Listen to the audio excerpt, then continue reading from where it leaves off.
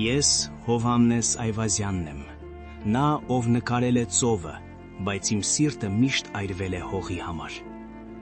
Օսմանյան սուլթանները ինձ մեդալներով էին ողողում, նրանք սիրում էին իմ նկարները։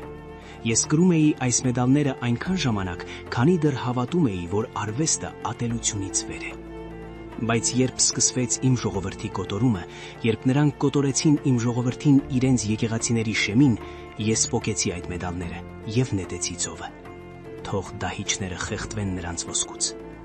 Ես, հայ ժողովրդի մեծ նկարիչ, թույլ չտվեցի ինձ կրել այս արյունոտ շան մեդալները կրծքիս վրա։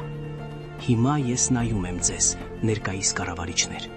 Դուք պատրաստ եք վաճառել հայ ինքնությունը յուրաքանչյուր թուրքական կոպեկի համար։ Դուք լզում եք նրանց ձեռքերը, ովքեր խորտակել են մեր նավերը։ Իմ մեդալները պատիվ էին, որը ես նետեցի նրանց դեմքին։ Եվ դուք թաղեցիք ձեր պատիվը մետաղադրամների տակ։ Ես ամաչում եմ։ Նույնիսկ ծովը իմ կտավներում լաց է լինում, նայելով ձեր աննշանությանը։ Ուշքի եկեք, նախքան ալիքները կլվացնեն ձեր արժանապատվության վերջին հետքերը։